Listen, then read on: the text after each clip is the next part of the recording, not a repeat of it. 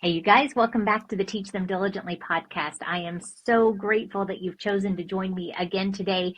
And I think you're going to be really enlightened and really excited about the possibilities that we talk about today. I have Robert Walsh here joining me today. Robert is the founder of Excalibur Solutions STEM Academy. And he's a former mathematics teacher who's worked as a hardware technician, an IT director, a trainer, a programmer, a software tester, a technical writer, and a business owner. He does a great job of teaching kids the all of the elements of STEM and why they are so applicable. And today we're going to be talking about how practical these concepts are to our everyday life and the importance of actually investing in it. So stay tuned for that. We will be right back.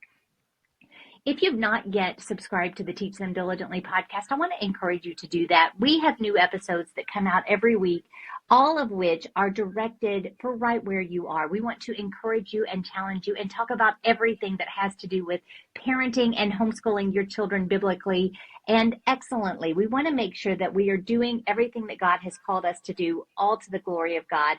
And that is really our heart here at the Teach Them Diligently podcast. So click that subscribe button so you don't miss a single episode, because there's good stuff coming your way every single week. Robert, welcome back to the podcast. I am so glad that you're here today. Thanks, Leslie. It's great to be here, and I'm excited to talk to you again. It's always a good time. I was telling you beforehand, I'm always so interested in what you have to say. I always learn something new. I always get excited about some of the things that you tie together for me. It's a fun conversation. And so I'm glad that we're able to have that in front of everyone again today. Absolutely. And that's why I enjoy doing it so much, because it's fun for me too. Well, good. Before we dive in, I want you to tell us a little bit about STEM Academy, because I think that understanding what you do is going to be a really big help as we start telling the whys that you do it. Sure. So as you mentioned in my background, I started my career as a math teacher. I went off and did a whole lot of things technical for a number of years. I was a computer programmer for almost 30 years. But when my own children were ready to go into college, to start looking at college programs, neither one of them showed much of an interest in technology. And that really got me thinking about why my kids, who are a product of a very technical person, weren't interested in going down that path. And it sort of dawned on me that where and how our children get their education dictates so much of what they have access to. And what they have access to then leads to the things that they are interested in. And so my kids, we didn't homeschool them, but we sent them to a very conventional private Christian school. They got a fantastic education, but as I said, it was a very conventional education. They didn't have a lot of access to computer programming or engineering or robotics or rocketry or those kinds of things. And so they never developed those interests because they never had the chance to do them for themselves.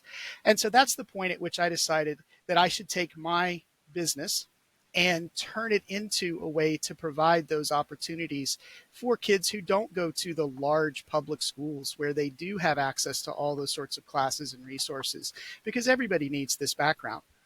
And so it's sort of unfair that some of the kids whose parents have chosen to give them a different path for a variety of very good reasons miss out on this. And then they sort of start college either ignoring a complete pathway that's open to them or feeling like they're not prepared to go down that pathway.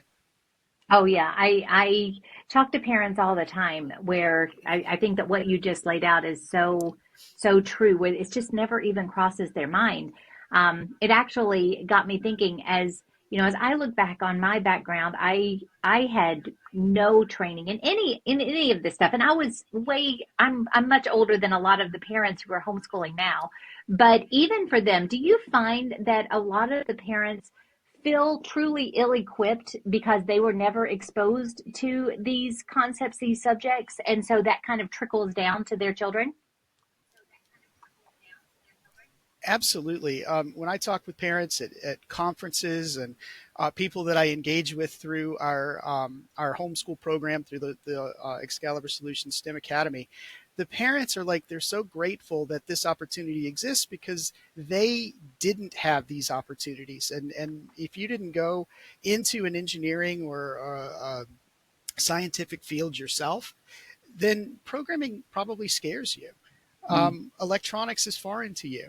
The way that programming was taught, even when I took classes in college, which was a long time ago, and even now sometimes, is very theory heavy. They talk about concepts up front, and they're expecting you to sort of master all the concepts before you even know why you need to use them.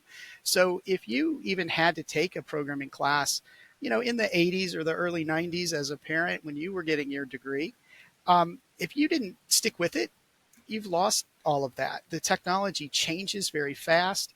And so if you haven't kept up with it, you probably don't feel comfortable with it today. And so I know that it's just sort of human nature that things that you're not comfortable with, you're not going to really seek out and try to engage your kids in unless you fully understand why those things are so important to them and for their future. Absolutely. Well, and speaking of their future, just I'm sure you don't have an exact number, but how many of the opportunities that will be available to our kids, as they grow up, graduate from college, move on, launch out, would be within kind of these STEM fields? Do you have any idea of kind of percent? Yeah, It well, seems I do like they have touch so much. Sure, I do have a couple of numbers. The Bureau of Labor and Statistics for the federal government puts the number at about 80% of jobs today require or are in a STEM related field. So 8 out of 10. Wow. Um, the National Skills Coalition actually went a little farther than that, and they found that 92% of today's jobs require some degree of digital literacy. So this is, you might be working in a field that you would not think is a technical field. You might be an accountant, right? So you're just managing people's taxes and their finances and so on.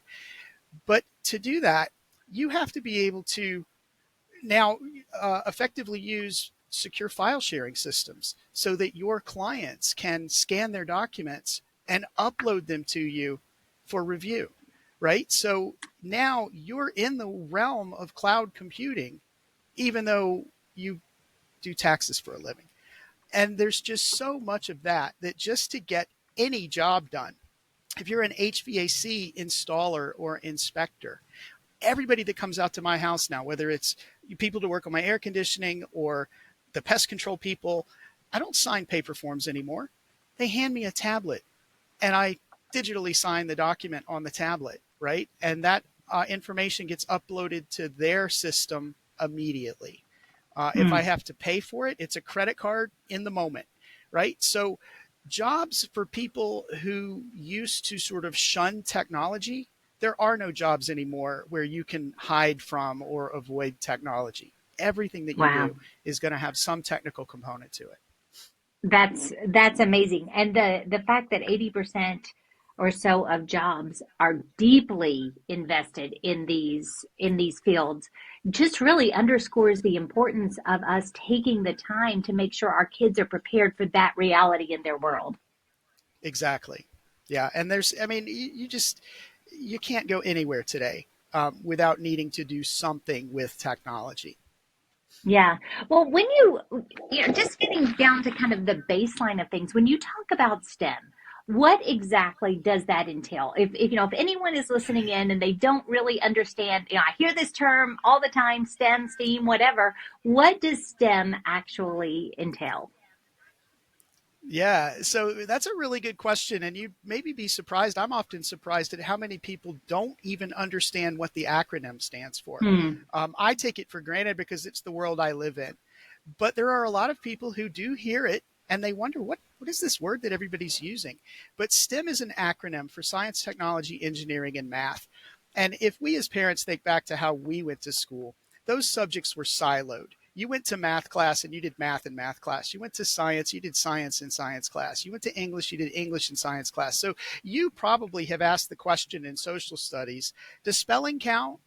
Because the report that you do in social studies, that's not English. We shouldn't have to use proper grammar because this is social studies. We're learning about the world and the United States government and things like that. But that's not how we use those subjects in the real world. And Mm. so there's been a push for the last 40 years almost to better integrate the subject areas so that we don't see the arbitrary divisions that we see in the school building or even in just a school day for a homeschool family where you have math time, from 9 to 10 and you have science time from 11 to 12. The real world doesn't have those artificial boundaries. And so we've been trying to get schools and students to use those skills and concepts the more in the way that we would use them in the real world, focusing on things like project-based learning, where you take a real world problem and you try to solve it using all of the skills in your toolbox. You can't say it's a math problem or a science problem because that's just not how it works. Now, you mentioned STEAM. So if we take STEM, science, technology, engineering, and math, STEAM is a recognition that the arts are also important. And so the A Mm. in STEAM is for the arts. And so if you imagine, an art project where maybe it has a digital speaker and can play synthesized music to enhance the art, right? Or some kind of a wall hanging that incorporates blinking LED lights, so that you've had to actually figure out how to wire up a circuit to go with it. That's a STEAM project. Mm. Um, if you then go, there's another one, STREAM, which also incorporates reading. So it's science, technology, reading, engineering, arts, and math. Honestly, when you get to STREAM, you've really got school, I was about to say that's because, all of it. exactly. Well, everybody feels marginalized because their favorite subject wasn't mentioned. And so they find a way to incorporate it into the acronym. I treat them all equally because you can't do anything in this world without reading. And whether it's STEM or STEAM, it can have art to it. It Yeah. doesn't matter. Just because I call it STEM doesn't mean I devalue the arts. I just say that arts and science, technology, engineering, math can be put together without necessarily having to add the extra letter. Oh, absolutely. Because everything that you're designing with through as an engineer, as even, a mathematician, the order of it all, there is so much art in all of that. So it is Oh, intrinsically tied absolutely. together. Yeah. And I mean, you think about even like a prosthetics manufacturer, Hmm. they don't want it just to be functional. They want it to look good. They want it to look like a hand or a leg, so that, and I don't know many people who have prosthetics, but I would imagine that the more it resembles the part that was lost, the more they feel, like they're part of everybody else, that Yeah. they aren't as different, if their prosthesis looks like, a hand and doesn't attract a lot of extra attention. Now, obviously, Mm. I don't have any personal experience there. That's just kind of how I view it. But Oh, I'm I sure. think that I'm there's an makes aesthetic perfect sense. to Yeah. it that says that it should look good and be functional. Yeah, absolutely. Well, one of the things that always fascinates me as you talk is how well you tie these things that we tend to like. I won't talk for anybody else, that I tend to think of as something that is not for me. Like, I don't have a scientific mind. I don't think this way. And yet you start talking and we use this stuff every day. So I want you to help everyone understand, how does a STEM education really impact our everyday life? Sure. Well, let's take that digital literacy that I mentioned a little while ago, and we'll start there. So digital literacy is just being comfortable working with technology to accomplish a task, right? And if you think about it, you go to McDonald's now, they might have one person working the counter to take your order, where 5 years ago they had Hmm. 6 or 7, Yeah. right? And you order yourself either on your mobile device before you get to the restaurant, and then you just say, I'm here to pick up, whatever. Or you go in and they have 4 kiosks and you're supposed to use a touchscreen kiosk. Well, sometimes, the touchscreen kiosk is not all that intuitive, and you have to sort Hmm. of figure out how to navigate. Where did they put this? What did they call that thing I really like at McDonald's? Is it a sandwich, or is it under chicken? Or, you have to figure out how to do it. So even something as simple as ordering food at a fast food restaurant is not necessarily as simple as maybe it used to be. And you have to be Hmm. comfortable using the technical devices in order to get your food. We look at all the different ways that we can pay for things now. We're almost a cashless society. Yeah. I haven't transacted with cash in a long time. It's either a swipe with my credit card or a chip or just a tap now. I don't use the mobile wallet on my phone very much, but that's an option that lots of people really like. And so now you have to start being conscious of the fact, or you should start being conscious of the fact, that possession of your credit card doesn't necessarily, it's not as secure as it used to be. If you put it on your phone, who else can get it? And I don't want to scare anybody. It's a very, very secure way to transact. I'm just drawing attention to the fact that there are things that we now have to be concerned about that maybe we didn't have to be concerned about 5, 6, 10 years ago. Yeah, absolutely. Um, yeah, I mean the fact that it touches every part of our lives in such practical ways is enlightening, honestly. So what are some other ways that it impacts daily life? We've got the digital literacy. Sure. Well, let's talk about problem solving for a minute. Okay, so you're driving your kid to school. Well, sorry, you don't drive your kid to school because you homeschool them. You're driving to your vacation, right? You're ready to get to the beach, right? And you discover that you took off, you had this great route planned out, and suddenly there is traffic or some kind of an accident, and it's all backed up, and you're eager to get to the beach. So you immediately go into problem solving mode. You want to find another route that'll avoid this traffic, this blockage that's preventing you from getting where you want to go. Well, the more you have practice looking at alternative solutions to things, looking at options for how you might choose to implement something, figuring out how something went wrong and how you can fix it, the more practice you have in those things, the better you're going to be in problem solving in any aspect of life. Anything that doesn't go your way, whether it's technical or not technical, if you have had practice in trying to figure out how you're going to do something, and then looking at, well, I can't do it that way because, and you have to figure out an alternative, or I tried it that way and it didn't work because of something I didn't foresee. Maybe that makes you even better at anticipating in other kinds of situations, looking at what could go wrong and then trying to avoid them proactively rather than have them happen and deal with them reactively. And those are the kinds of things that engineers and computer scientists are dealing with all the time. I've been a programmer for a long time. And even now, after 30 years of experience, I sit down, I'll hack out my code, and it doesn't work the way I thought it was going to. So I'm still getting better at, oh, yeah, I forgot to consider that this might happen. So that's another area, problem solving, where I think that having the chance to practice and really do a lot of projects that require that same kind of thinking are going to help you out, when you get out into the real world. Communication is another area where I think it's so important. In a real world engineering project of some kind, there's not only the product that gets produced, there are design documents that might be drawings. They might be written in prose. They might be written as a technical document, and technical writing and sales and marketing writing and legal writing are all different kinds of writing. But you got to have all of those to have a successful product launch in an engineering or a computer science field, because the audience for all of those documents is different. So if you think about what computer programming is learning a language. It's no different than learning German or French or Spanish. The language has a grammar, it has a syntax, it has a vocabulary, and it has specific ways to use certain punctuation. If you learn to become more attuned to those things because you program a computer where it's very, very strict, you're going to be naturally more attuned to those things when you do any kind of writing.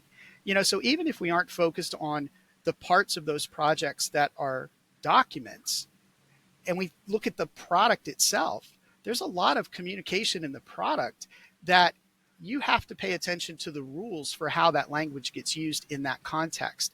And like I said, if you learn to program a computer where you put the semicolon is important, then I think the next time you sit down and write an English paper, you're going to think about, should I use a comma here? Because it's natural in programming to think about where all that punctuation has to go. Also in programming, you tend to have a smaller vocabulary. You don't have as many words to pick from. There's usually only one word that will do what you want. There's one command that is the right command for the task. And so now you have to start thinking about word choice, and what word should I use here? And that, I think, also will carry over, when you're doing other kinds of writing, because you're just naturally more attuned to picking the right word, using the right punctuation, following the grammar and the syntax rules. Spelling matters. Capitalization matters in most programming languages. And you think about texting today, we can get away with all sorts of butchering of language, and people still figure it out. As a matter of fact, the reason why a lot of that sort of butchering of language has become accepted in email and text-based communication is that, if you remember, when text messaging was first introduced, you paid for the message by Yes. the character. And so people got very creative and came up with ways to say more with fewer characters, BTW instead of by the way, Yep. because that message cost 6 cents and by the way cost 22 cents, And, so that's where all that sort of comes from. And so I just think that there's so much potential for carryover if you engage in these kinds of projects, for how they will better prepare you to deal with the same kinds of things that show up, later in life. I love that. I could go on forever. No, Lots that's of so examples. fascinating, and I want to really park there because I had never thought about the connection between having our kids learn this programming language, where if you use a wrong punctuation or if you use a wrong word or capitalization or whatever, you don't get the result that you want. Whereas Well, if and you're writing, not go only ahead. that, but when you use the wrong one and it doesn't work, you're going to get an error message of some degree of specificity, Hmm. probably more cryptic than you would like for it to be. And so now you have to not only be able to interpret that feedback and figure out what has to change in your program, you're going to become a better proofreader. You're going to look over your code. You're going to be able to spot the difference between a capital C and a lowercase c, because that's what broke your program, or, Huh. oh yeah, there's a missing something here. There's an extra Oh, space here, that didn't work. that's so cool though, how that carries over into writing outside of the technical world. And it makes so much sense that it would, but I would have never thought of that. So once again, you've said something so cool that I just, get really, really excited about it. so so what are some other areas that we have a few more minutes to just kind of go through? Give us a highlight of some of these other ones, Yeah, because I also want to talk for a few minutes about how we can ensure that our student is prepared for this sure. massive world of STEM. So let's finish off with artificial intelligence, because Mm, that's a big thing today, right? You hear a lot about Chat GPT and all the things now. Google has just introduced Gemini, where you can have a seemingly natural conversation with your phone about any topic you want, wow. right? And so that, whether we like it or we don't, artificial intelligence is going to become a more and bigger part of our society as we go Mm, forward. So the challenge for us is making sure that we know how to use it effectively, because there are great things that we can do with artificial intelligence, but there's also some malicious things that can be done with artificial intelligence. And then there's some things where we maybe shouldn't be relying on artificial mm, intelligence. And the first thing you have to understand is there really isn't any intelligence in artificial intelligence. Artificial intelligence is a massive pattern matching system. mm, So it has access to tons and tons of data. I mean, literal tons of data. And it's looking for what you're asking. And it's looking for all of the different sort of tangents that are related to what you're asking. And it's trying to sort of figure out from that, how has a question like that been answered in the past? And how mm. many different times has it been answered that way? The more times a question like that has been answered in a similar way, the higher the probability that that is the answer you're looking for. So if we understand that's how artificial intelligence works, then we can encourage it to give us answers in the places where it does pretty well. So for example, tasks that require a lot of creative thought. And this is somewhat ironic to me. Computers doing creative things versus computers doing math things seems kind of awkward, but it seems to be better at creative tasks, brainstorming, coming Mm. up with a marketing slogan, coming up with an advertisement for some product, because there's lots and lots and lots of data it can associate that is similar to what you have asked it. And it can pull that together and come up with something that almost sounds like a human wrote it. What it doesn't do so well are things that are more one-off, because it doesn't have the data to go associate your question with. So complex math is something that, to me, again, very surprisingly, artificial intelligence doesn't seem to do very well, because Mm. math Wow. problems tend to be one of a kind, right? You ask it this number plus this number, and it now, what I don't understand about artificial intelligence and why it doesn't do math very well is, why didn't the programmer just say, hey, you're a computer, switch off your artificial intelligence mode for a minute and go And do just what you do. do, go calculate, right? So that surprises me about artificial intelligence, but there are lots of documented cases where it doesn't do math particularly well, particularly complex math or math with really big or really small numbers. There's another area that people need to understand about artificial intelligence. It's called hallucinations. If the artificial intelligence, ChatGPT, for example, can't find a good answer to the question you asked it, it might start making up stuff.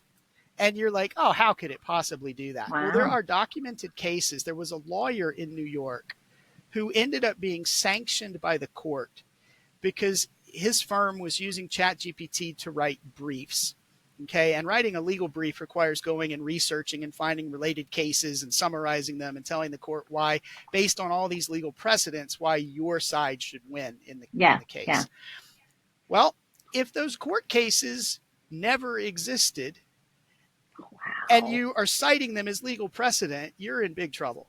And so what Wow. happened was, when the clerk who reads all the briefs and does all the research to follow up on these things found out that it was citing cases that had never been tried in front of judges who don't exist, then, the lawyers got their hands slapped. And so, that's something else that we have to understand. Artificial intelligence is not a panacea. It isn't an answer for everything. Mm. There are things it does well. There are things it will continue to do better. But today, you really need to know what it's good at and what it's not good at. A lot of people also ask me sometimes, what's it going to do to certain jobs? Are programmers even going to be necessary because artificial intelligence can just write the program for you? Well, there's a couple of things there. First of all, once again, if the program has been written before, then there's probably lots of examples of similar code that it can pull from and put something together that's pretty reasonable. But if it's something that's truly unique, then it's probably not got a lot to pull from, and the answer isn't going to be as good.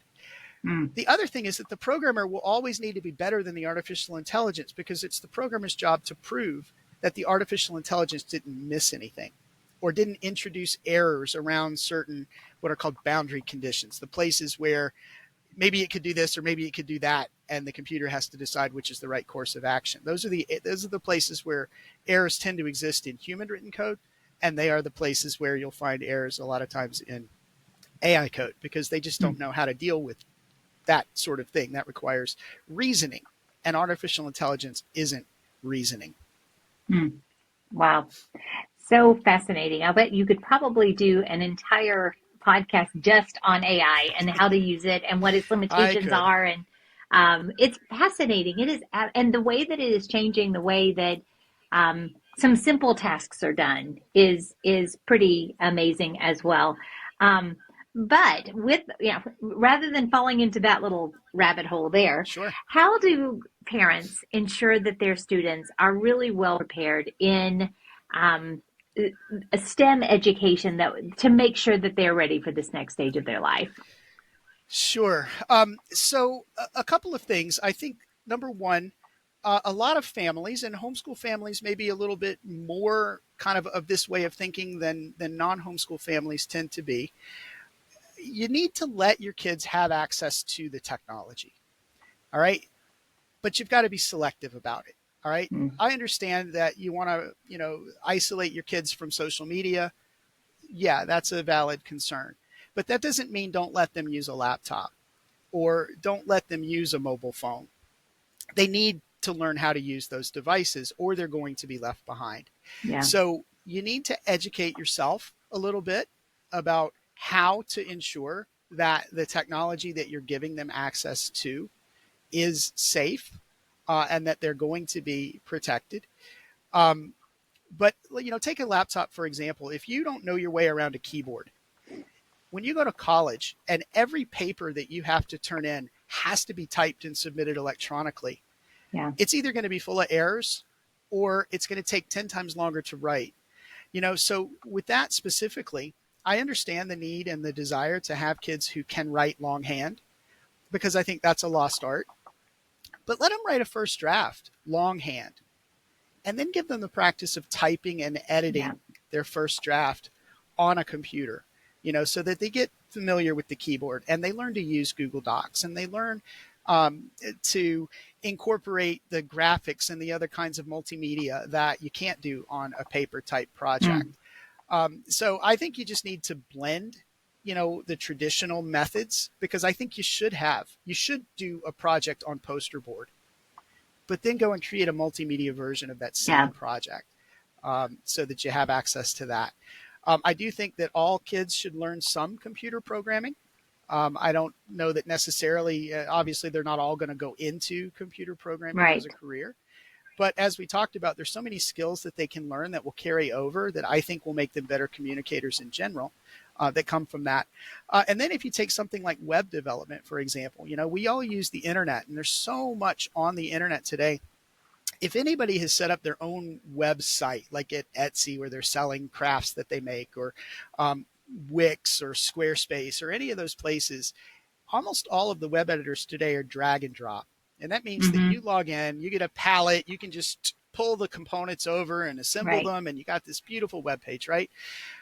Have you used one of those yourself? Oh, yes. So Regularly. Often. are there times when it doesn't look the way it looked in your head? Oh, a lot of times. Yes. Because Yes, it tends to be much more boxy than what my head is wanting it to be. that's exactly right, because there are limitations to what you can do with drag and Yeah. drop.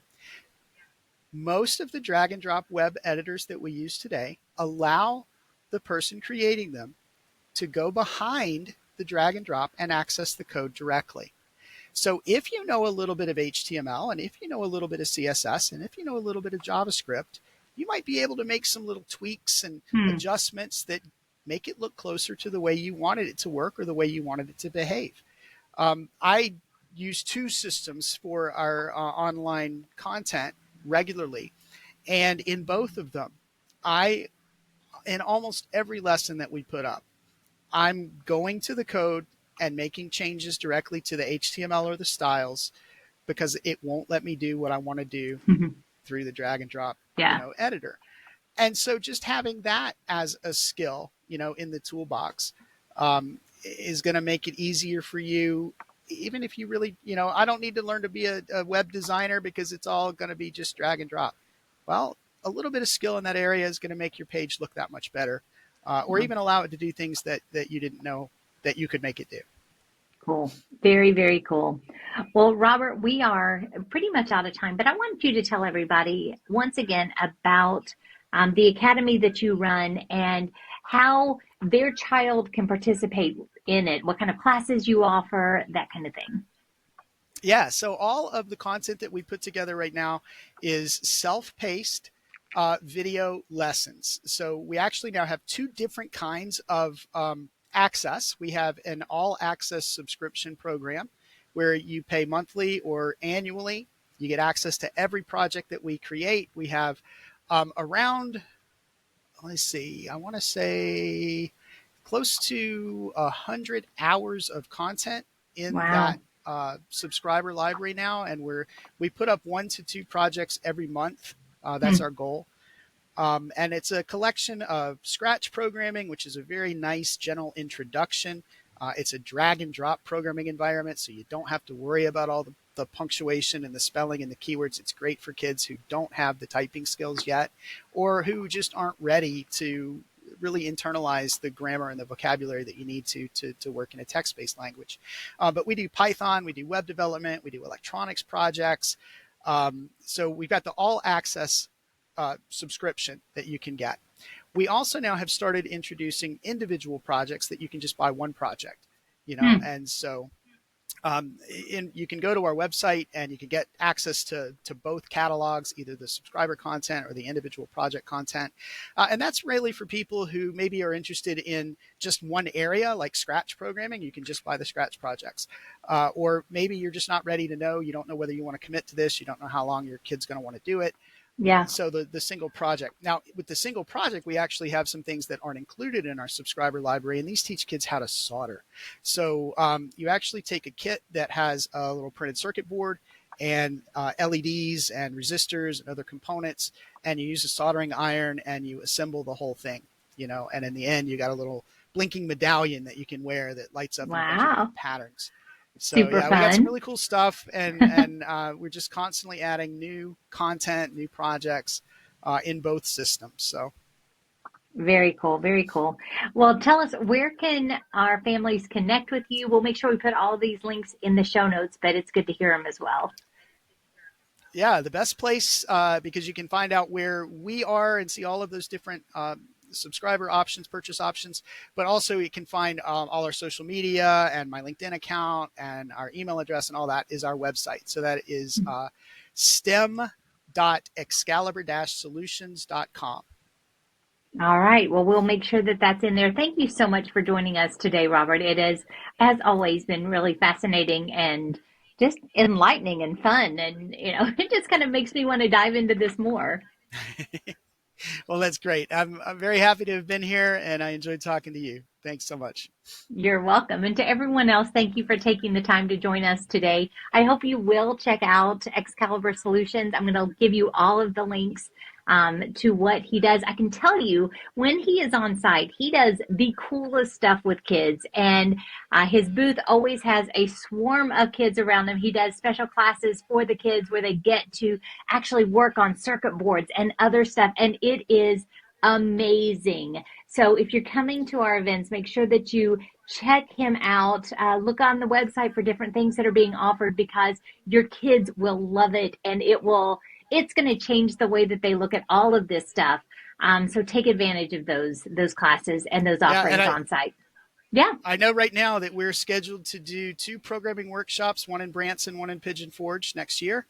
And it's going to be a Scratch project called Freeway Frog. So if you remember the Frogger Cool. video game, this is sort of our version of that. And it's a great, fun game that the kids will get to write start to finish. And it'll give them an introduction to Scratch, and they'll get to walk away with a really cool video game they can play. Oh, that's awesome. So make sure that you check out our website. I'm going to leave you in the show notes here the link for that actual class at our event, so you can learn more that way too. But look at Excalibur Solutions. Get your kids into this stuff. They will have so much fun, and it will be really enriching for them as they are preparing for the future, whatever God may lead them into in the days ahead. So have a great rest of your day, and I look forward to talking to you again real soon.